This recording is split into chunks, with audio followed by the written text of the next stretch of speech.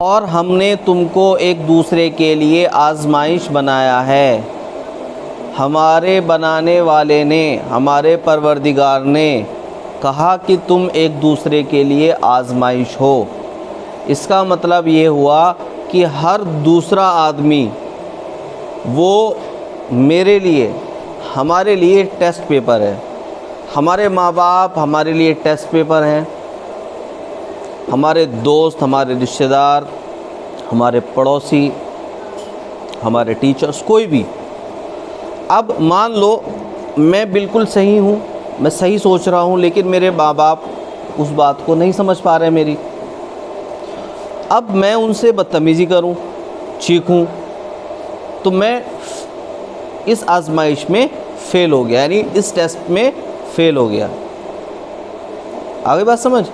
तो कोई भी आदमी, अगर मैं किसी से लड़ पड़ूँ, झगड़ पड़ूँ, उसको गाली दूँ, उसके साथ बुरा करूँ, है ना, उसके साथ बदसलूकी करूँ, तो इसका मतलब है कि मैं फ़ेल हो गया उस आजमाइश में, उस टेस्ट पेपर में फ़ेल हो गया। क्योंकि हर दूसरा आदमी, कोई भी आदमी हो, वो मेरे लिए क्या था? आजमाइश। क्या था? आजमाइश। तो मुझे याद रखना है कि सामने वाला जो भी इंसान है वो मेरे लिए आजमाइश है ना।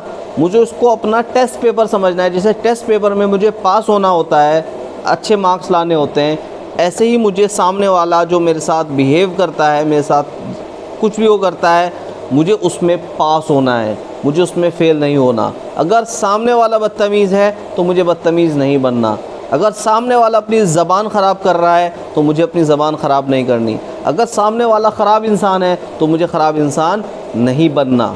तो तब मैं पास होऊंगा, और पास वही हो पाएगा जो सब्र करना जानता हो, जो सब्र करना जानता हो, जो सब्र करता हो।